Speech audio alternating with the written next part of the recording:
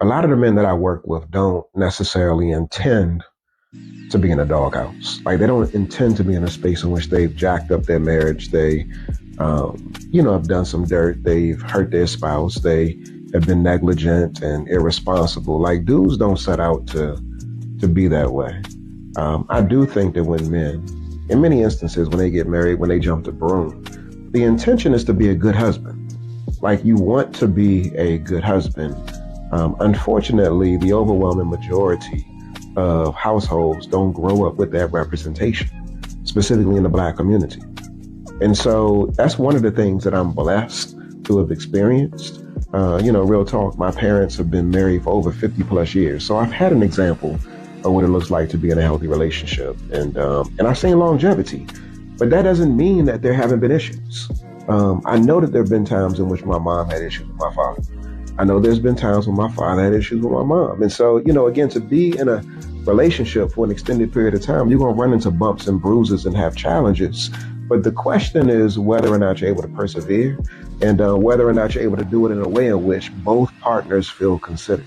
And so it's not just my experience. My wife and her parents, she got a bonus dad. And he and her mom have been married for over 35 plus years. So I would even say this, y'all. So collectively, with my parents, with my in-laws, and with our marriage, we got over 100 years of marriage experience. Over 100 years of marriage experience. We're like centenarians when it comes to marriage, the three of our families combined. And so that right there in and of itself is a blessing. And trust and believe there's a whole lot of wisdom, a whole lot of growth, a whole lot of understanding that's been riddled throughout those experiences because there's been a whole lot of challenge.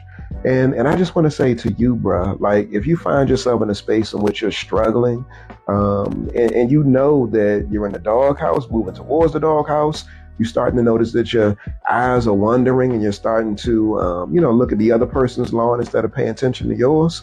What I would encourage you to do is to put yourself in a position in which you get around other men and other men who are focused on leveling up. Trust and believe that if you find yourself navigating spaces thinking that you could do it all by yourself, bro, that ain't the way to go. You need examples.